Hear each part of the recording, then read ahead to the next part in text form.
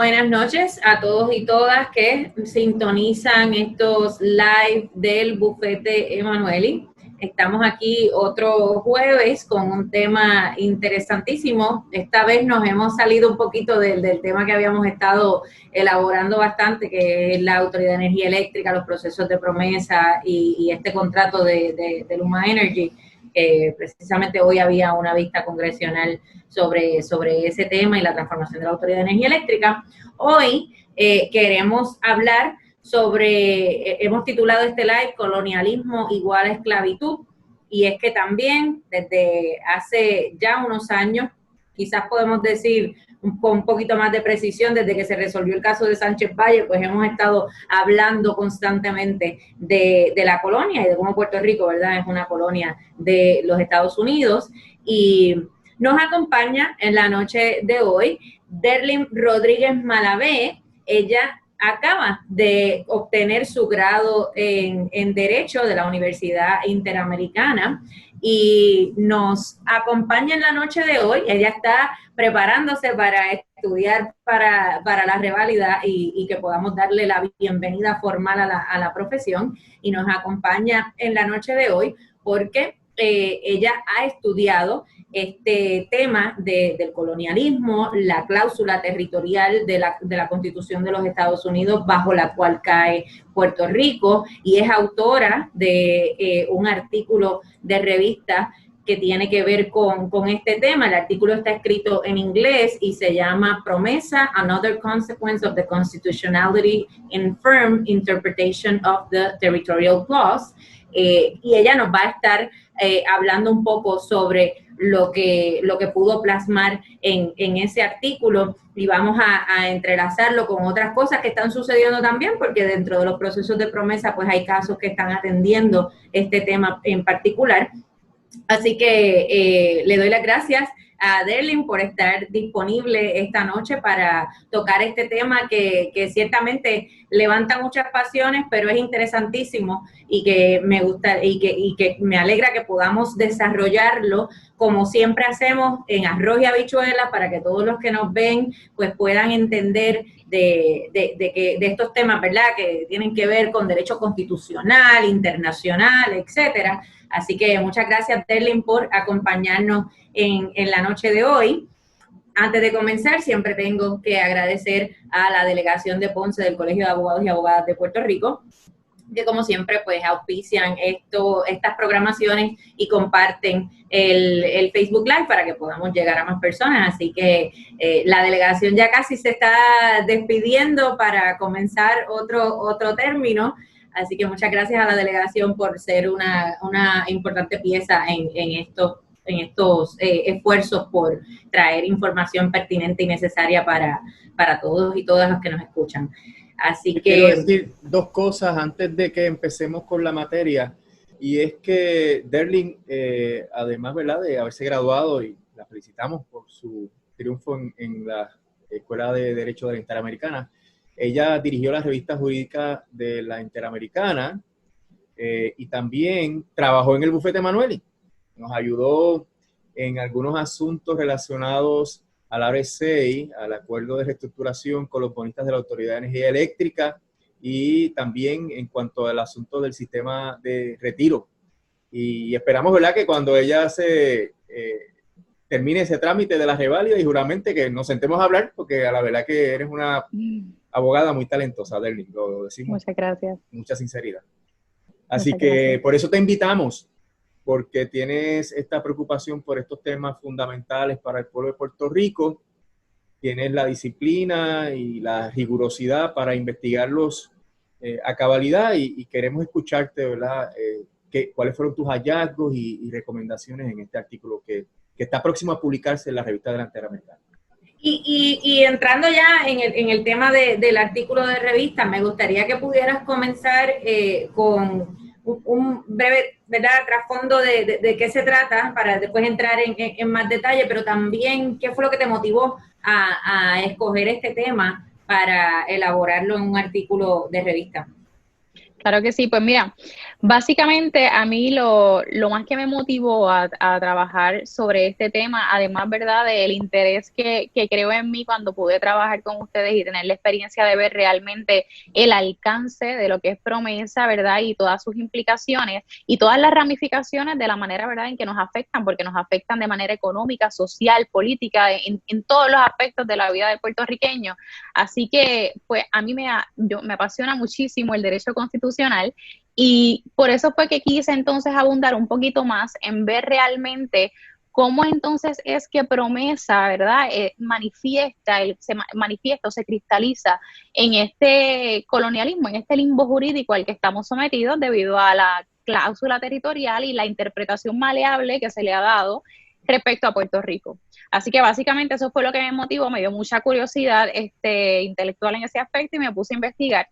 Y básicamente mi artículo es un informativo, cumple un propósito muy básico, pero desde mi punto de vista muy importante, y es que pretendo darle actualidad y vigencia a distintos argumentos y planteamientos pues que han hecho distintos juristas, autores, porque esto es un tema que se ha escrito muchísimo, pero cuando toca hablar de qué hay que hacer para erradicar el colonialismo, poco se escucha. Así que pues pretendo darle esa vigencia a los planteamientos que se han ofrecido, que se han propuesto sobre la mesa, sobre el colonialismo al cual está sometido Puerto Rico, debido a la interpretación que se le ha dado entonces a la cláusula territorial.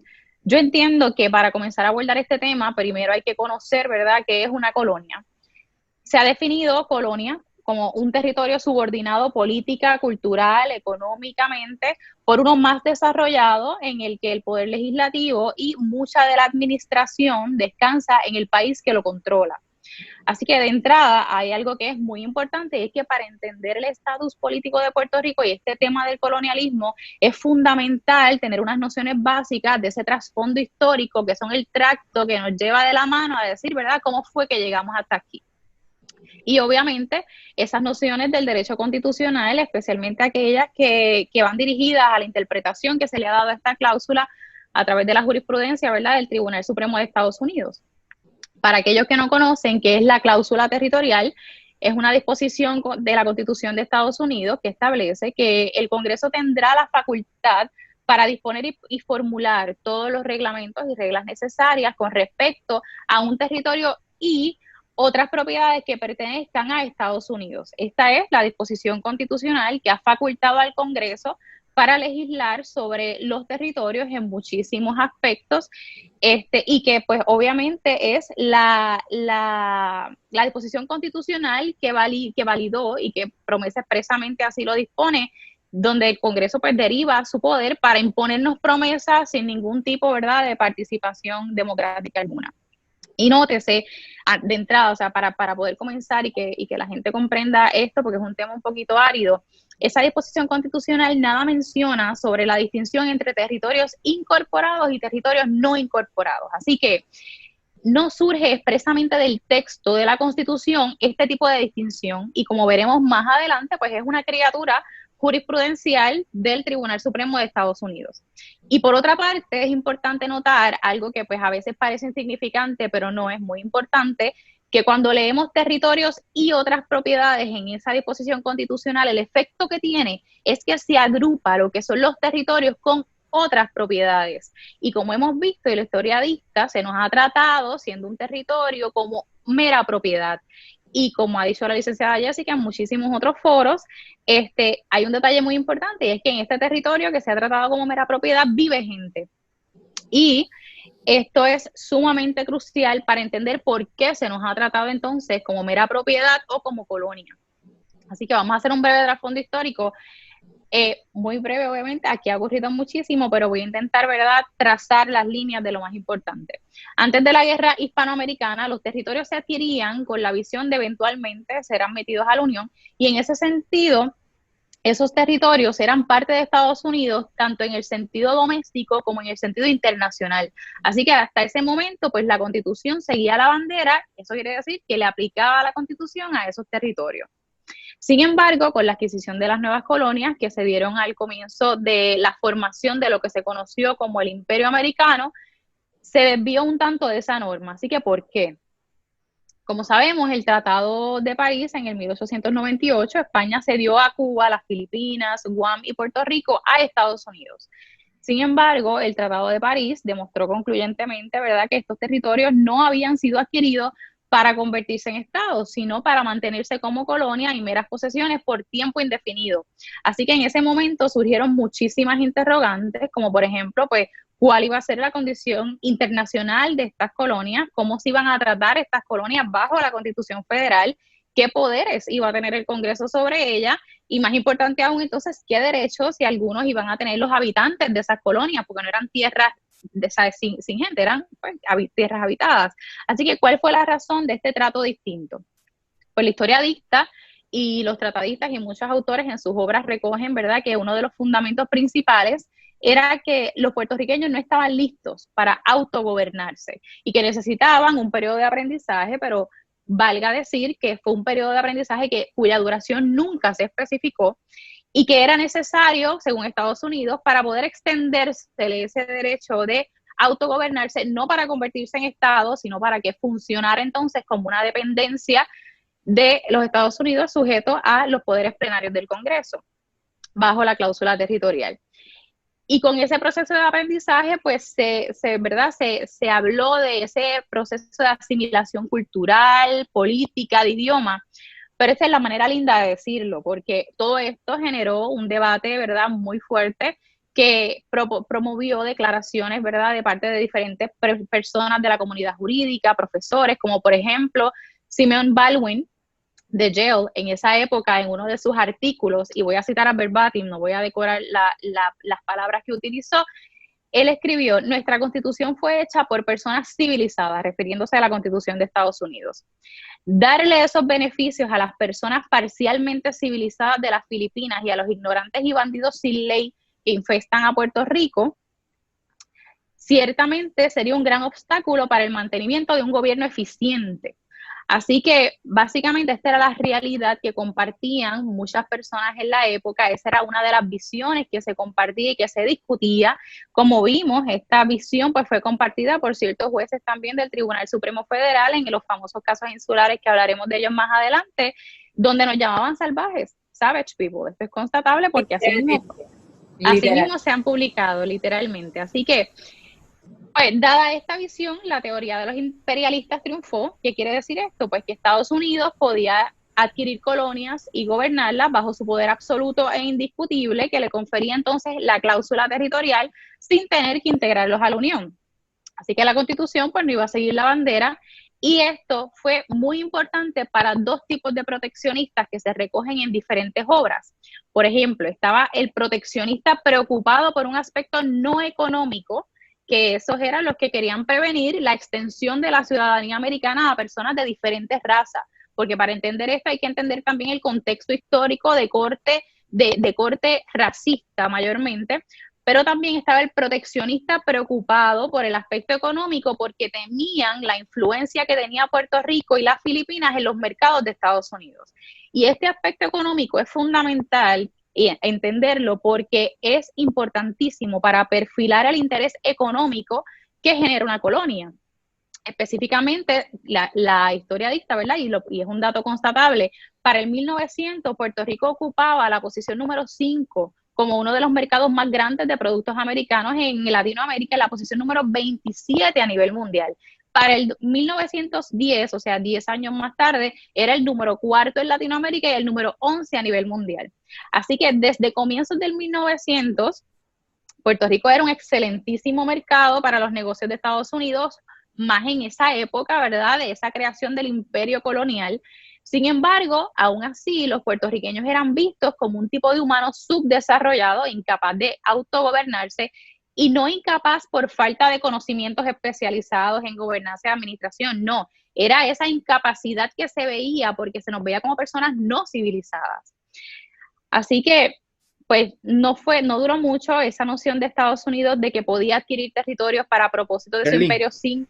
Te pregunto en seguimiento a eso de que nos veían como personas no civilizadas, ¿cómo articulaban esa distinción entre los puertorriqueños y los habitantes del del territorio continental norteamericano. ¿Cuál era el fundamento para hacer esa imputación de que no éramos unos salvajes? Pues mira, básicamente esta noción de que, por ejemplo, se envía una persona aquí, se ve el modo de vida, una cultura distinta, y cuando se trae, ¿verdad? Y esto es algo que uno podría constatar por diferentes fuentes, pero la realidad es que cuando se lee lo que se recoge en las diferentes obras, ves personas que no necesariamente conocían al pueblo puertorriqueño, que hacen estas opiniones de que son personas sin ley, que son bandidos sin ley que infectan a Puerto Rico, como decía Baldwin, no son personas que directamente hablaron, la mayoría, ¿verdad?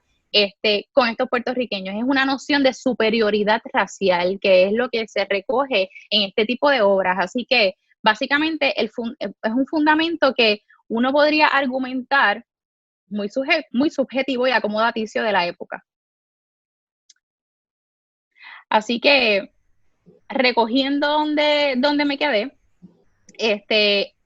esa noción de Estados Unidos de que podía adquirir territorios para propósitos de su imperio y gobernarlo sin estar sujeto a todas las limitaciones constitucionales, ¿verdad? Que comenzó a ser cuestionado y llega a los tribunales, y es por eso que desde 1901 a 1905 aproximadamente, el Supremo Federal resuelve una serie de casos que se dieron a conocer como los casos insulares relacionados al estatus de las nuevas posesiones.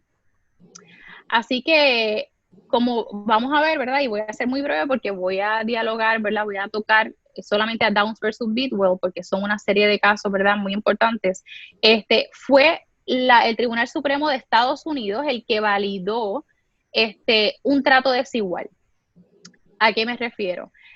El caso más importante de los casos insulares es el caso de Downs versus Bidwell. Este caso, básicamente, ¿verdad?, fue el caso en el cual el Supremo Federal tuvo la oportunidad de determinar cuál es el estatus de Puerto Rico y si la Constitución de Puerto Rico aplicaba y si la Constitución de Estados Unidos, debo decir, aplicaba a Puerto Rico.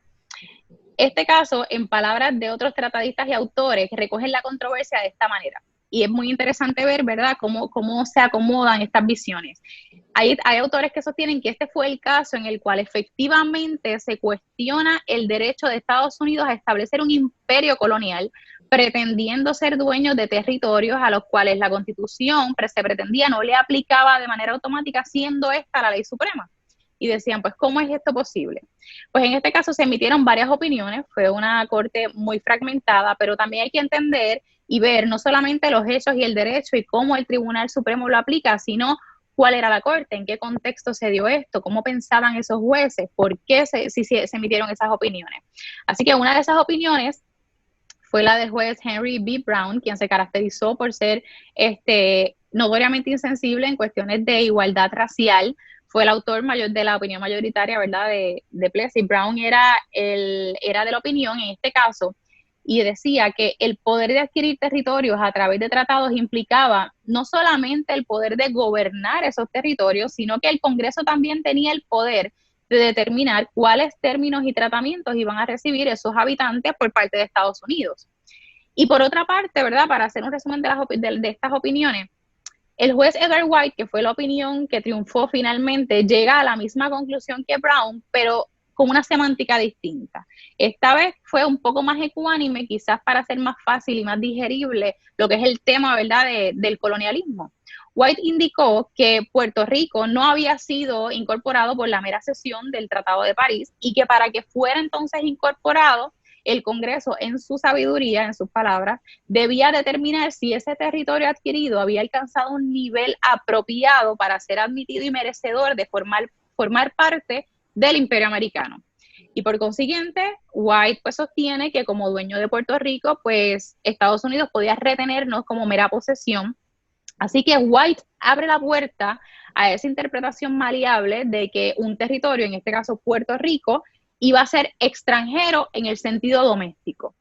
Así que hay un punto que me gustaría, que ya lo mencionaste, pero me gustaría puntualizarlo, que ese juez Brown fue el que escribió la opinión de Plessy versus Ferguson, que es el caso que establece la doctrina de separados pero iguales. Pero iguales. Fue el fundamento para la segregación racial que duró hasta el año 1954 en los Estados Unidos.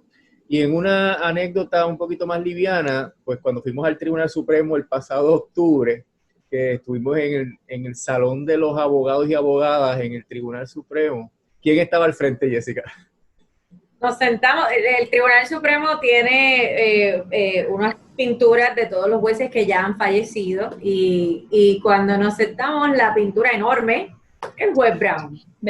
Y nosotros estábamos preparándonos para ir a argumentar al Tribunal Supremo precisamente que revocaran los casos insulares por su contexto racista, porque si bien estamos hablando del caso de Plessy versus Ferguson, ese caso fue revocado, como sabemos, pero los casos insulares siguen vivitos y coleando, y creo que Derlin va a explicar más adelante cómo se han utilizado también y la misma cláusula territorial para establecer diferencias en contextos que van mucho más allá de lo que inicialmente resolvieron estos casos. Y es interesante porque hablamos de los casos insulares, realmente son muchos, y esto no surge de buenas a primeras, el asunto de la incorporación, ¿verdad? De la doctrina de incorporación, de territorios incorporados y no incorporados, y quien lo trae es White, aunque el que tiene el lenguaje más racista, sí, es Brown, es el Brown. Pero es bien interesante ver cómo va evolucionando la doctrina hasta que finalmente sí, me parece, Derlin, que si mi memoria no falla, que el caso de Doar es el que recoge finalmente esa doctrina de incorporación, y pues ya pues sabemos entonces que somos un territorio no incorporado. Que Garro y Habichuela lo que implica es que algunos derechos y algunas cláusulas de la Constitución de la Constitución de Estados Unidos nos van a aplicar, no nos van a aplicar todas, particularmente aquellas que son derechos fundamentales, pero aún así eso, ¿verdad? Hay que mirarlo caso a caso. Exactamente. Y que de hecho el juez Harlan, que disiente enérgicamente en esta opinión de Brown, en esta opinión de Downs, también había disentido en Plessy.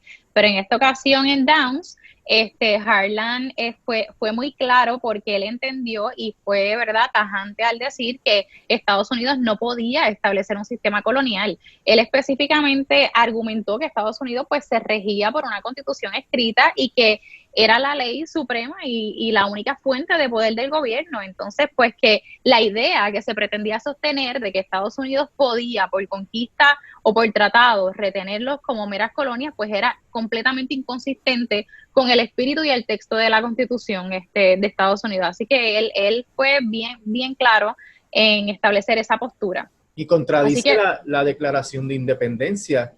Los americanos se rebelan contra el rey George de Inglaterra por la tiranía a la cual estaban sujetos y porque precisamente se les trataba como mera posesión, ¿verdad? Y ellos hacen una guerra contra el rey George y contra Inglaterra precisamente para liberarse. Entonces la ironía es, y es la que plantea en alguna medida el juez Harlan, que cómo es posible que Estados Unidos permita que exista un régimen de una doble constitución en donde a los Estados Unidos continentales le aplica la constitución escrita y a las posesiones nuevas desde el 1898 en adelante le aplica una constitución que se va a ir escribiendo caso a caso conforme el deseo que tenga el Congreso y conforme a lo que decida el Tribunal Supremo, y eso totalmente incongruente con lo que decía la Declaración de Independencia, con la manera en que se tiene que tratar al pueblo y la manera en que el gobierno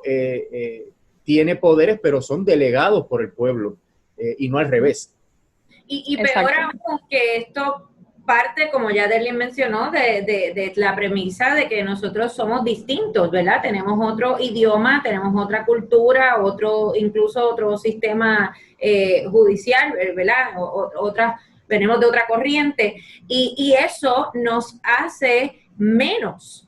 Nos hace una raza inferior, no nos hace merecedores de la aplicación de la Constitución en su entera extensión. Y uno de los asuntos que se plantean en los casos insulares es el derecho a juicio por jurado.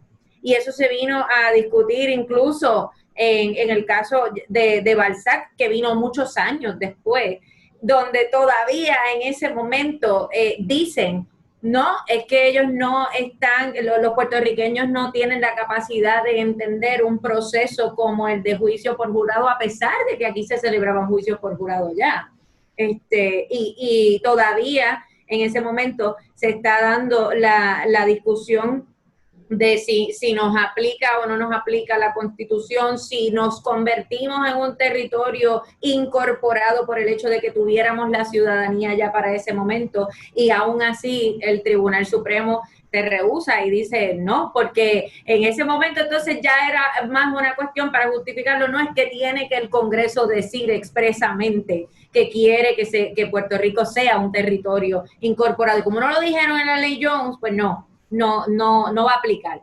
Así que siempre hemos visto, ¿verdad?, esa resistencia del Tribunal Supremo particularmente a eliminar ese label de incorporado y no incorporado. Y lo vimos hasta los otros días. Y eso tiene más de 100 años ya, esa doctrina. Exactamente, somos la colonia más vieja del mundo. Y se le planteó, Jessica se lo planteó al juez Roberts en su argumentación en octubre en el Tribunal Supremo, la necesidad de revocar esos casos, y ya viste que le dedicaron un parrafito en la opinión del caso de los una oración le dedicaron a los casos insulares, porque como yo lo veo es que como ellos, el tribunal resuelve a favor de los planteamientos de la Junta de Control Fiscal y del gobierno de Estados Unidos en términos de la constitucionalidad de los nombramientos, el planteamiento de los casos insulares era un planteamiento de Lautier como en ese contexto como respondent, ¿verdad? Como parte que responde a los argumentos de la Junta, y dijeron, bueno, como les resolví a favor a ellos, yo no tengo que entrar en el asunto del remedio que solicita Lautier, y tampoco tengo que entrar en el planteamiento de los casos insulares, cosa que no necesariamente es correcto. Pudieron haber entrado en los casos insulares, precisamente porque en la argumentación se les dijo, me preguntaron y yo les dije, aun cuando el caso no tuviera nada que ver, cuando este caso no tuviera nada que ver con los casos insulares, y básicamente lo que le dije, ya es hora de que estos casos sean revocados, porque en palabras del propio juez presidente en el caso de Korematsu, en el caso de Trump versus Hawaii, donde revocan Korematsu, es morally repugnant, es moralmente repugnante sostener una doctrina racista en los tiempos en que vivimos hoy día. Así que aunque no tenga nada que ver, como hicieron en aquel caso, podían hacerlo de la misma manera con los casos insulares, pero claro está, pues ya vimos que el Tribunal Supremo se negó a eso, aunque sabemos que van a haber oportunidades en futuros casos para que se pueda continuar planteando, y por lo menos, en la opinión del caso de Lautier, pues hay al menos alguito de donde agarrarse cuando el Tribunal Supremo dice que cualquiera que sea la validez que vengan esos casos, pues nosotros no lo vamos a atender en este momento ni lo vamos a extender a este caso. Así que por lo menos eso puede tomarse, ¿verdad?, como una pequeña ganancia en este tema de los casos insulares, que dicho sea de paso, nunca se le había planteado al Tribunal Supremo una argumentación oral antes, que de manera expresa que revocara los casos insulares. Así que por lo menos en ese sentido sí puede considerarse como un avance en este tema. Y al igual que ustedes, o sea, muchísimos juristas, es bien interesante ver varias posturas de cómo es que se ha concluido, ¿verdad?, por varios juristas y autores y tratadistas, pues que esta interpretación se ha desarrollado en terrenos cuestionables. Hay muchas razones. Por ejemplo, una de ellas que traigo en el artículo, además de verdad, esta razón de que la cláusula territorial en sí misma no hace distinción alguna entre territorios incorporados y no incorporados, fue creada por vía jurisprudencial en una época muy distinta a la de ahora, que no cumple necesariamente con los valores que se buscan proteger en la política pública actual y en los valores, ¿verdad?, del espíritu de la Constitución. Así que habría que revisar quizás desde un punto de vista actualizado a lo que es el día de hoy, porque así fue en una época muy distinta, o sea, ya ha pasado casi un siglo, y que pues precisamente vigente al día de hoy choca con el entendido de que la Constitución le da el poder al Congreso para adquirir y disponer, pero no le da el poder para decidir cuándo, dónde y cómo sus términos aplican. Segundo, también se ha cuestionado, se ha traído el argumento de que esta interpretación ha sido tan y tan difícil de sostener que es una bomba de tiempo, porque ha creado una serie de decisiones en otros casos del Tribunal Supremo Federal que muchas de ellas son contradictorias entre sí, son inconsistentes entre sí, y por un lado han habido casos en los cuales el Supremo Federal pues critica a veces hasta cierto punto de manera bien light, pero lo hace, los casos insulares, y dice no extenderlos, pero posteriormente resuelve un caso donde entonces sí lo extienden y mantienen esta vigencia. Entonces está ese miedo a meterle mano, entonces a qué vamos a hacer con estos casos insulares. Pero también han habido posturas más radicales. A mí me sorprendió como parte de la investigación conocer que hay tratadistas y juristas que sostienen, pues obviamente que Estados Unidos no tiene autoridad alguna para retener, ¿verdad?, las colonias y territorios de forma indefinida, pero lo importante aquí es que se ha traído el caso de Dred Scott, que fue resuelto en 1856, o sea, mucho antes de los casos insulares, con un razonamiento bien particular de por qué la cláusula territorial no le debe aplicar a Puerto Rico. Y es que en ese caso, el juez Taney dice que en la visión que es la visión del tribunal, o sea, en ese momento estoy citando, es la visión del tribunal que la cláusula territorial tenía la intención original de apegarse a los confines de los territorios adquiridos por Estados Unidos al momento de independizarse de Gran Bretaña, y que no puede tener influencia entonces en un territorio adquirido posteriormente porque había sido una provisión hecha en un momento muy particular. Así que se trae ese razonamiento también como fundamento de que por sus propósitos originales, la cláusula territorial no debería aplicarle entonces a estos territorios adquiridos en el 1898 y posteriormente, y por consiguiente no aplicarle a Puerto Rico. Así que ese es otro de los argumentos que se trae, ¿verdad?, sobre esta parte cuestionable de mantener esa interpretación. Pero en tiempos más recientes, desde la creación del Estado Libre Asociado de Puerto Rico, también han surgido otros fundamentos de por qué no nos debería aplicar la cláusula territorial y por qué entonces hay que extinguir esta distinción entre territorios incorporados y no incorporados. Por ejemplo, está el hecho, y se ha comentado mucho en varias obras, que a partir de la creación del Estado Libre Asociado de Puerto Rico surge esta relación bien particular de naturaleza única entre Estados Unidos y Puerto Rico, cuya fuente se ha reconocido que pues, es el consentimiento del pueblo de Puerto Rico. Y por consiguiente, en esa bilateralidad de voluntades, no sería válido sostener que la aplicación de la cláusula territorial, ¿verdad?, pues que la interpretación de la cláusula territorial aplicaría a Puerto Rico de la manera en que se aplica, porque se argumenta que es contrario precisamente a los propósitos de lo que se pretendía lograr en la época. Y de hecho consta, ¿verdad?, hay mucha documentación sobre el proceso que se intentaba llevar a cabo y las discusiones que se llevaban a cabo en las Naciones Unidas para eliminar todo vestigio colonial, ¿verdad?, de Puerto Rico, y se discutía esto con el objetivo de erradicar el colonialismo. Y en esas discusiones que se dan en las Naciones Unidas para saber si Puerto Rico continuaba siendo una colonia o si había o iba a adquirir la autonomía necesaria a través, ¿verdad?, de esta creación del Estado Libre Asociado, es bien interesante ver distintos países miembros lo que opinaban. Por ejemplo, voy a mencionar 4 de ellos. México había expresado en esas conversaciones que el problema central de Puerto Rico era uno de aspecto económico, porque los puertorriqueños habían sido obligados a renunciar a su individualidad para asegurar su salvación económica, y que el caso de Puerto Rico demuestra que no se le podía permitir, que no se le puede permitir a nadie obligar a un pueblo o a una persona a ser obligada a sacrificar su dignidad y su derecho a la autodeterminación para poder sobrevivir. Ese era un comentario.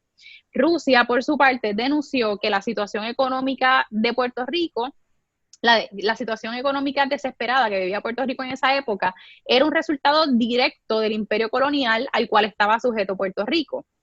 Tercero, Ucrania había argumentado que la Constitución de Puerto Rico era una farsa de Estados Unidos para disfrazar el hecho de que Puerto Rico era y continuaría siendo una colonia cuya economía siempre estaría a merced de los Estados Unidos, sin tener entonces así que cumplir con los requisitos que se le imponía a través de las Naciones Unidas.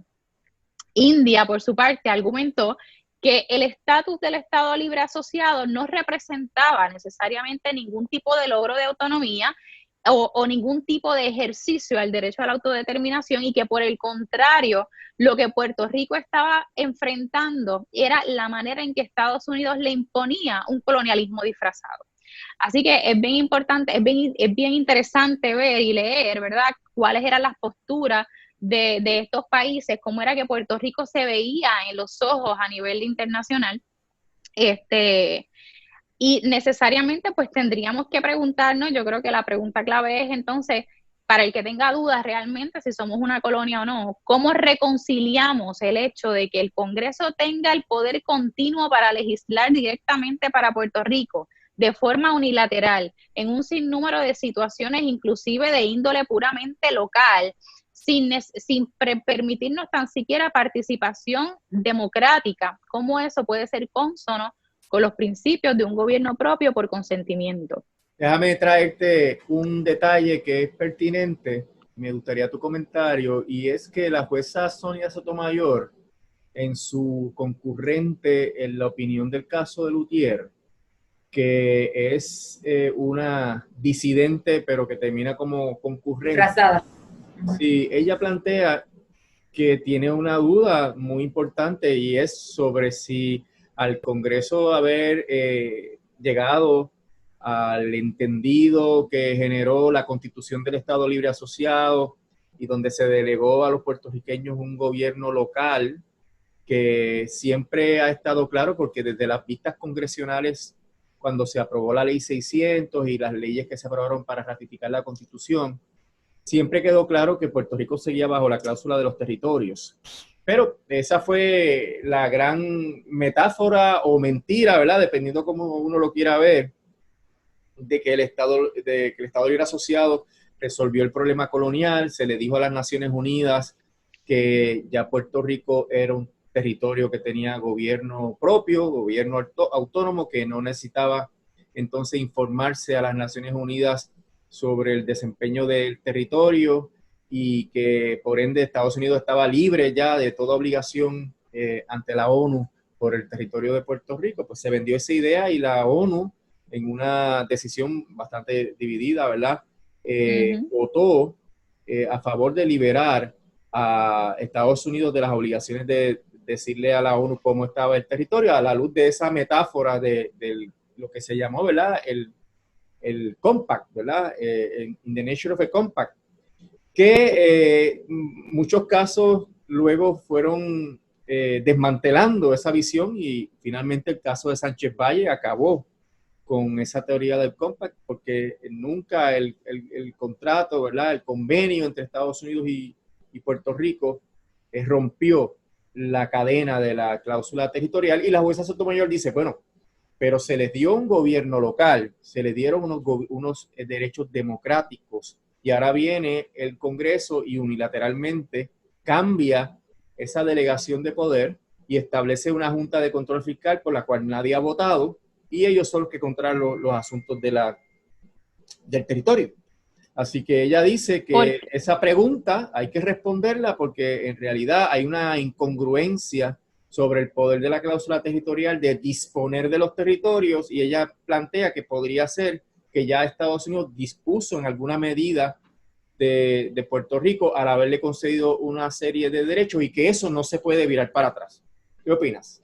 El problema, mira, mi opinión, el problema es que la cláusula territorial es un germen que va a contaminar cualquier tipo de relación que se intente establecer, independientemente de la ideología política que se traiga, sea el Estado Libre Asociado. Si lo pensamos en comparación con los poderes que provee la cláusula territorial, va a ser un germen que es completamente irreconciliable e incompatible. Así que por eso es que yo traigo que mientras la cláusula territorial se nos aplique, básicamente el Estado Libre Asociado va a quedar como si fuera una ficción jurídica.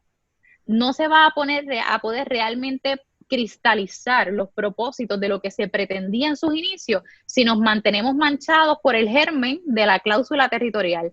Pero estamos tan apegados, no me quiero incluir, ¿verdad? Pero se ha apegado tanto a la historia, a la interpretación del Tribunal Supremo Federal, a esta necesidad de aplicarnos la cláusula territorial, que lo que se ha manchado es pues todo este proceso realmente que se ha intentado lograr a través de las diferentes maneras que Estados Unidos podría disponer de Puerto Rico, porque esta parte, ¿verdad?, de cómo la cláusula territorial es lo que hace latente y presente y permanente en los vestigios de colonialismo, tiene muchísimas implicaciones. Entonces vemos cómo nos imponen promesas, como la misma promesa dice, te la imponemos a ti, Puerto Rico, sin que tú me digas si sí o si no, porque en virtud de los poderes que me confiere la cláusula territorial. Así que, básicamente, en mi opinión, la respuesta es que el germen de todo esto es la incompatibilidad de cualquier tipo de forma de gobierno con la aplicación de la cláusula territorial, según se ha interpretado para Puerto Rico. Por eso es que el profesor Carlos Ramos dice que la cláusula territorial es maleable y perversa. Maleable y perversa. Ese es yo digo, pues él es mi mentor en la profesión. Yo lo respeto muchísimo. Bueno. Esa es la frase clave para entender esto, maleable. Así que yo creo que la cláusula territorial también es lo que le sirve a Estados Unidos de leverage, ¿verdad? En el sentido de que yo te tengo, como dice en mi pueblo, tengo la sartén agarrada por el mango. Por el mango. Entonces, en el momento en que surge el ELA, en aquel momento particular, pues mira, mucha gente podía tener la esperanza de una soberanía. El tiempo ha dicho que eso es una farsa. Al final del camino resultó correcto lo que decía Ucrania y lo que decía India. Realmente no hubo nunca una soberanía, y mientras nos portáramos bien y mandáramos dinero para allá, pues no hay ningún problema con el ELA. Ahora, ya vamos viendo cómo la colonia le está explotando en la cara a Estados Unidos, y cómo la crisis provocada por la crisis económica de Puerto Rico, provocada por el mismo sistema colonial, está haciendo que Estados Unidos tenga que atenderlo de alguna manera. Vemos cómo los casos están llegando al Tribunal Supremo, quizás yo diría que con más frecuencia, precisamente impulsados por la situación colonial que vivimos. Así que me parece que ya está llegando el momento en que Estados Unidos tenga que disponer de Puerto Rico, pero no en la manera como planteaba Trump de vamos a vender a Puerto Rico, sino disponer de Puerto Rico, dándole a Puerto Rico una soberanía real, una independencia. Claro, no, yo sé que los que creemos en eso lo decimos con mucha firmeza y esperamos ver el día en que eso llegue, pero ciertamente pues Estados Unidos con sus intereses pues se ha agarrado a ese mango para no soltarnos y tampoco responsabilizarse por la situación que ha creado, la situación económica y social que ha creado. Por eso es que es bien valioso lo que está planteando Derling, en el sentido de que cualquier solución al estatus en donde todavía estemos acomodados a la cláusula territorial no sirve. Y que el que se rompa ese vínculo con la cláusula territorial es esencial para cualquier proceso de descolonización. Y esas fórmulas intermedias que todavía se manejan por ahí por algunas personas, ¿verdad?, de muy buenas intenciones y personas intelectualmente respetables, de establecer un nuevo acomodo entre Puerto Rico y Estados Unidos, pues van a dar al traste, porque siempre Estados Unidos se va a reservar el poder de la cláusula territorial, y siempre cuando vea que se acomoda a sus intereses va a interferir. Y por eso es que, a pesar del famoso pacto, pues instauró promesas, quitándole totalmente al gobierno local todas las prerrogativas que son importantes, que son las de manejar las políticas fiscales y los presupuestos. No hay nada más importante en un gobierno que no sea manejar las políticas fiscales y el presupuesto, porque eso es lo que permite poner en vigor políticas y poner en vigor programas de partido, etcétera. Y por eso es que la gente puede escoger a esas personas, entre muchos otros candidatos, escoger los que tú quieres que hagan cosas que mejoren la situación económica, política y social, pero si no tienen el poder de manejar los presupuestos, pues son realmente unos muñecos de trapo que están sujetos a lo que diga entonces la Junta. Y eso es importante porque toda esta situación de promesa y la crisis económica, la crisis política que estamos sufriendo, el que el Congreso se esté interesando cada vez más en Puerto Rico. Hoy tuvimos una vista congresional sobre el asunto de la Autoridad de Energía Eléctrica. Hay unos casos que se están ventilando este próximo 27 y 29 de julio. Hay unas vistas en el primer circuito en Boston que tienen que ver con la cláusula territorial, con los casos insulares, con la legitimidad de la relación política entre Puerto Rico y Estados Unidos, y cada vez va a haber más cuestionamientos. Y por eso es que cuando llegue el momento de la suprema definición, ninguna solución que nos mantenga bajo la cláusula territorial es viable. Y hay que entonces saber deslindar eso, y por eso es que hay que estudiar. Y es una de las aportaciones que hace Derling en tu artículo, de enseñarnos esa historia para saber cómo nos libramos de la historia, ¿verdad? Y para no volver a repetir o permitir que se repitan los mismos errores. Sí, y la realidad es que hay que preguntarnos qué hay que hacer, pero para hacerlo, no para quedarnos pensando y hablando en qué hay que hacer. Y es bien importante ver que hay soluciones, pero son soluciones, ¿verdad?, un poquito difíciles de enfrentar y de enrollarnos las mangas para poder entonces llegar a la acción. Pero hay que verlo desde dos puntos de vista, y yo entiendo, ¿verdad?, que hay autores que lo han plasmado de manera excelentísima. Hay un punto de vista constitucional, ¿verdad?, que es lo que se tiene que hacer desde el aspecto constitucional y le compete al Tribunal Supremo Federal decidir, y entre ellas es abolir esa distinción entre los territorios incorporados y no incorporados, y entonces lo que estábamos hablando ahora de eliminar esa aplicación de la cláusula territorial, sea por los fundamentos, como ya los había discutido, sea el fundamento que sea, pero hay que traerlo y pues sí se tiene que eliminar para que se pueda eliminar ese germen. Así que eso es en el aspecto constitucional, pero en el aspecto político es muy importante entonces que el Congreso se siente y se comprometa con la descolonización y tome las medidas afirmativas necesarias. Obviamente esto pues por diferentes tipos de intereses que no vamos a dialogar aquí, puede ser mucho más difícil de enfrentar, pero hay alternativas que se plantean, ¿verdad?, de primera. Yo lo leo y yo en la investigación y digo, caramba, esto es bastante viable. Por ejemplo, el ex juez presidente del Tribunal Supremo, José Trías Monge, propuso varias alternativas en su obra Las penas de la colonia más antigua del mundo, y entre unas él propone la transferencia de la soberanía. Y él dice, simplemente el Congreso debe establecer una breve resolución conjunta que todos los poderes soberanos de Puerto Rico estén investidos en su pueblo, y que las negociaciones determinarán qué funciones desea confiar en Estados Unidos, si Puerto Rico le desea confiar a Estados Unidos, y que Estados Unidos esté dispuesto a aceptar. Trías Monge dice que esa resolución puede ser efectiva de inmediato o en el momento en que se logre un acuerdo, pero no más tarde de una fecha dada, a menos que pues obviamente las partes dispongan otra cosa. Pero también él indica que esa transferencia de soberanía se puede hacer por etapas, es decir, que la soberanía que se requiera para negociar ese convenio, sea para la estadidad, sea para la independencia, o sea para una asociación, para el tipo de estatus que sea, quedaría entonces investigado inmediatamente en el pueblo, pero sin embargo, hasta tanto no se llegue al acuerdo, se puede disponer que Estados Unidos ejerza ciertos poderes, pero como poderes delegados expresamente por el pueblo, hasta que entonces se llegue a ese último acuerdo.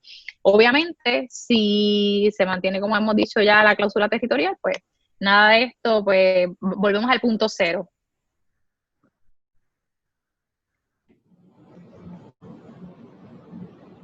Rolando, creo que estás en mute, Rolando. Ah, sí. Es que yo siempre tengo que hacer algo así. Porque tengo que velarlo. Me he pasado la pandemia diciéndole, estás en mute. Mira, Derling, y Ajá. En términos de la situación el andamiaje internacional que tiene que ver con este proceso de descolonización, unas pinceladas, ¿cómo tú ves que ese andamiaje internacional todavía tiene vigencia?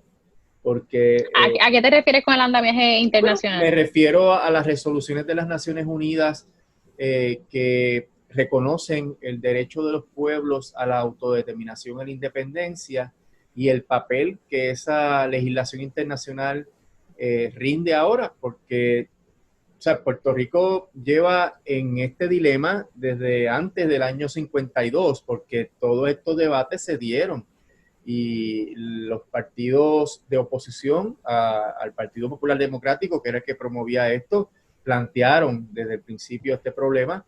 El Comité de Descolonización de las Naciones Unidas sigue audicionando todos los años sobre el problema de Puerto Rico.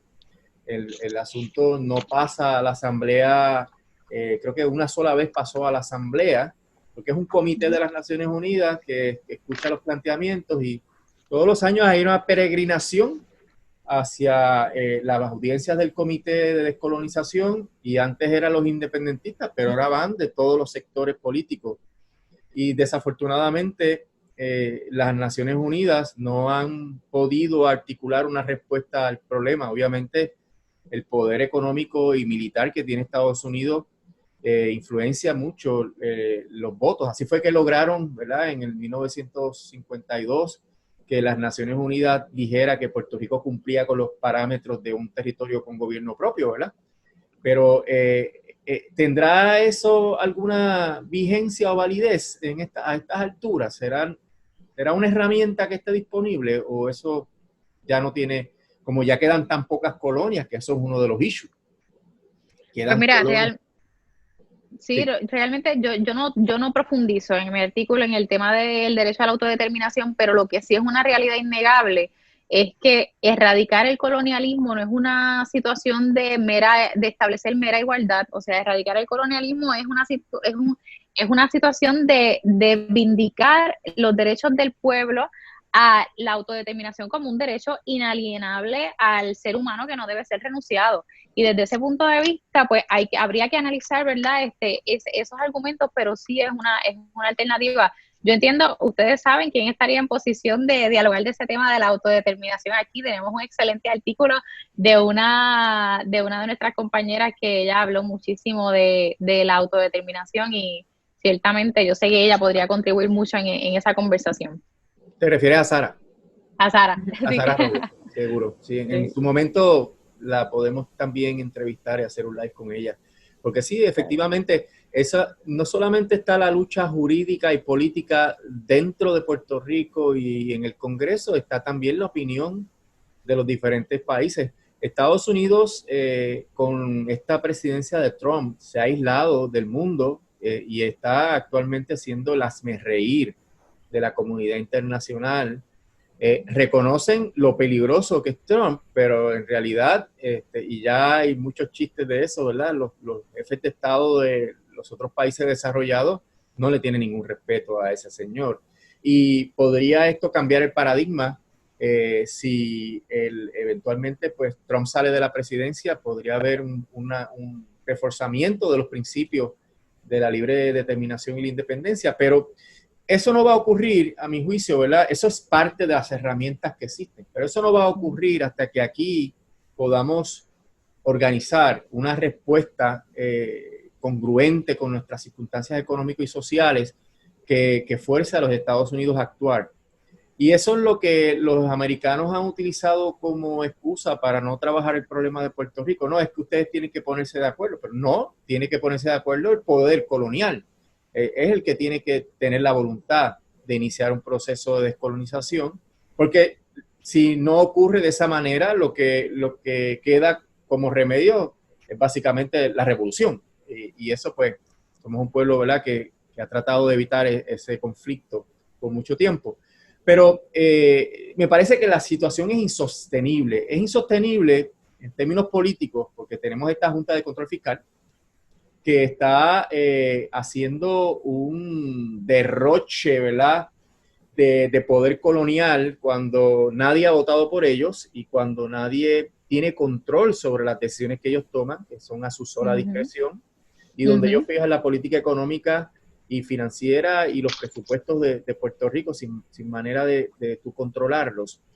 Y como estamos en... Y que nos toca a nosotros pagarlos, nos toca a nosotros sufragar, entonces, o sea, es como tú dijiste en tu libro, ahí me encantó cuando estaba haciendo la investigación, yo estaba auscultando, investigando en tu libro, y tú escribiste algo muy importante que dice que la colonia nos está tocando pagar la colonia que nos imponen a los colonizados. Así que esa parte es bien importante porque Promesa establece que la Junta será completamente sufragada con los fondos de Puerto Rico. O sea, ellos se aseguraron de salvar su tesoro y así pues muchas otras situaciones que te das cuenta que lo que hacen es materializar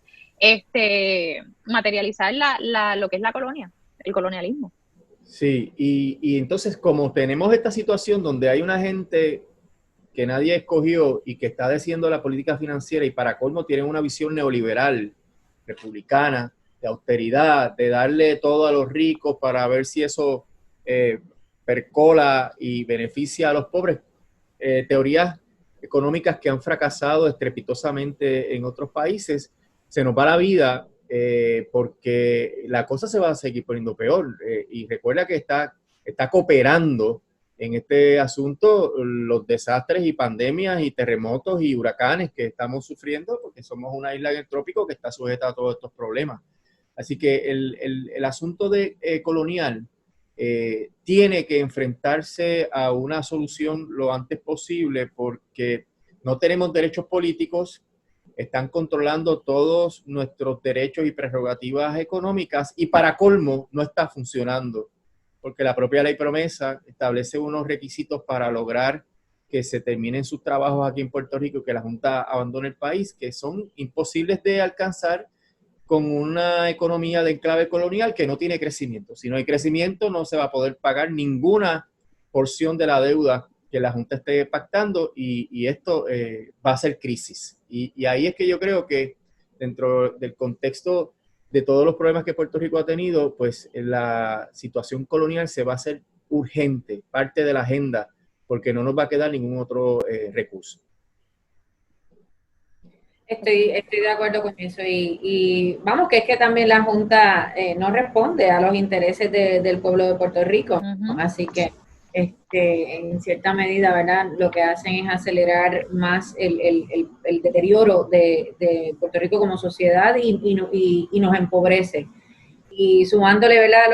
Los desastres naturales, la pandemia, pues es tiempo de que vayamos dándonos cuenta de que, y yo creo que ya mucha gente, ya poca gente le queda esa esperanza de que la Junta vino a salvarnos. O sea, yo creo que eso es una visión bien colonialista, de que nosotros no sabemos manejarnos nosotros mismos, nosotros no podemos nosotros solos y necesitábamos esta Junta para que viniera a salvarnos. Ese era el discurso cuando se aprobó la ley promesa y cuando nos impusieron a la Junta, y hemos visto cómo esa visión de país, ¿verdad? Ha ido cambiando porque nos hemos dado cuenta, se han dado cuenta, yo lo sabía, pero la gente se ha dado cuenta de que definitivamente, o sea, la solución de los problemas de Puerto Rico, incluyendo los financieros, no es de la Junta de Control Fiscal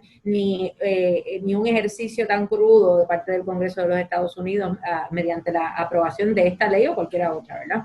Así que, Derlin, te pido un comentario final para que podamos ir cerrando la conversación, que ha estado buenísima. Así que... Déjame antes que Derlin, deja antes que Derlin se exprese, ¿verdad? Traer una idea que es fundamental para el propósito de esta actividad. Y es que tomando en cuenta todo lo que tú has descrito, Derlin, y viendo el origen racista de este tratamiento que nos ha dado Estados Unidos bajo la cláusula territorial y que esos casos insulares son efectivamente expresiones de un profundo racismo en contra de los puertorriqueños, pues relacionarlo con otras teorías que podrían dar margen a decisiones judiciales, como por ejemplo la teoría de que esta distinción racial que establece los casos insulares es una violación a la enmienda 13 de la Constitución de los Estados Unidos, que es la enmienda que prohíbe la esclavitud. La enmienda que prohíbe la esclavitud no es solamente para prohibir el que te pongan cadenas y te pongan a trabajar para un amo, es también para eliminar los signos e incidentes de la esclavitud, los budgets and incidents of slavery. Que son todas esas consecuencias que se quedaron, por ejemplo, los Jim Crow laws que son esas leyes que se aprobaron para restringir los derechos de los negros aún después de haberse dictado la emancipación en 1865, pues todo el ordenamiento americano condicionó la inferioridad de los afroamericanos y condicionó también su marginación hasta la década de los 60 del siglo pasado, cuando se aprobaron las leyes de derechos civiles con más dientes para luchar contra la discriminación, pero que todavía estamos sufriendo porque fíjate que todo el asunto del movimiento de Black Lives Matter tiene que ver con este racismo tan profundo en la sociedad norteamericana. Y este asunto de que Puerto Rico esté tratado bajo esas premisas racistas presenta un issue jurídico, ¿verdad? Sobre si esa actitud del Congreso y de Estados Unidos, del Ejecutivo Federal, de tratarnos de manera distinta, fundada en un prejuicio racial, es constitucional. Y precisamente este próximo 27, en el primer circuito en Boston, hay un caso que vamos a argumentar, que es el caso de los empleados y médicos unionados del Fondo del Seguro del Estado, en donde se está planteando precisamente eso, que coloniaje es igual a esclavitud y que la situación que vive Puerto Rico es un signo o incidente de la esclavitud y que por tanto Promesa, que es donde más se agrava esta relación política, porque fíjate que nos han quitado los derechos políticos, nos han quitado el derecho al voto en la medida en que nuestro voto ya no tiene consecuencias porque no puedes escoger a una persona que pueda establecer un presupuesto o que pueda establecer políticas fiscales. Se ha diluido, se ha desvanecido el derecho al voto que concedieron en el 52 y que es el que la jueza Sotomayor llama la atención. Desde, mira, le dimos estas libertades civiles, se las podemos quitar así, estableciendo una junta de control fiscal. Así que esta reclamación que está en el circuito porque la jueza Taylor Swain determinó que los obreros del Fondo del Seguro del Estado, que son acreedores en el caso de título 3 del gobierno central y que sus convenios colectivos han sido dañados por los planes fiscales, pues no tienen legitimación activa.